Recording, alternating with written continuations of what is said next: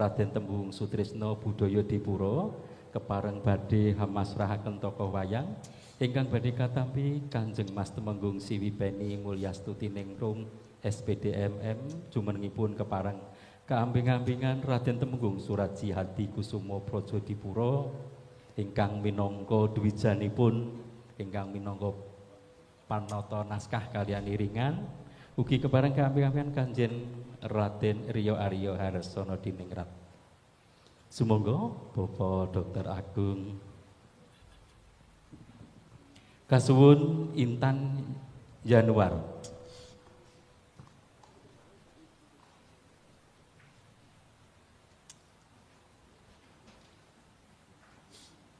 Monggo, Bapak.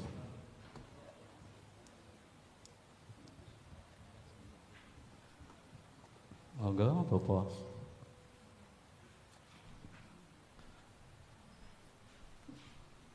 Gung Slamet monggo ngamping-ngampingi Bapak Agung.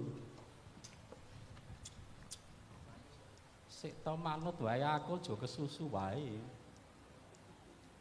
Iki sing kuwasa aku aja calcul.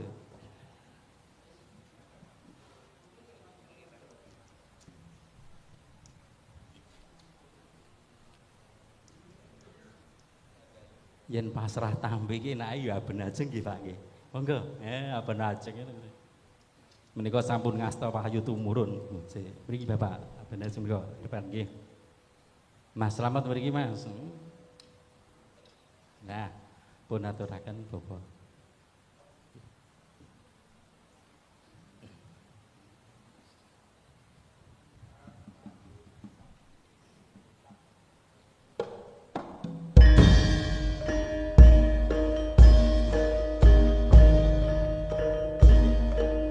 Foto sarengan monggo kula aturi jajar nggih jumenengipun jajar sakmenika. Menawi kala wau pasrah panampi adan kajeng sakmenika jajar. Nggung tris kula aturi sebelah mriki. Nggih, Dr. Agung jajar nggih. Mbaknya kalau sudah kula aturi untuk mundur.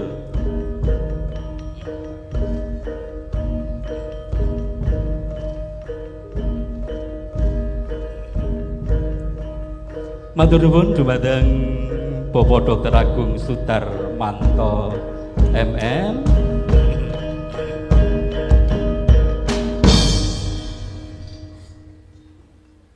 Mas Agus diamping-amping isih nggih.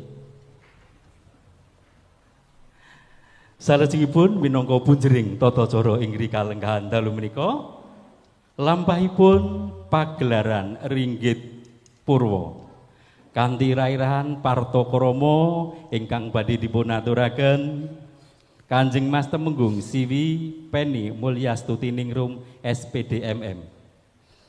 Penata naskah saha iringan Raden Temenggung Suradji Hadi Kusumo Praja Dipuro. Menika pagelaran mengeti Hari Wayang Nasional Warsa 2021. Kasumanggaken dumateng para niyaga anggenipun kepareng hangiringi saha ngestreni tata cara menika ngantos paripurna. Kula minangka pambiwara nyuwun pangapunten mbok bilih anggen kula hangaturaken runtuting tata cara pambuka menika wonten klentah-klentune ngatur kirangi subasita miwah tata krama.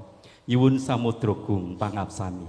Jaya-jaya wijayanti suwuh prasta ulah tekakang Darmastuti. Nuwun, matur nuwun. Wassalamualaikum warahmatullahi wabarakatuh.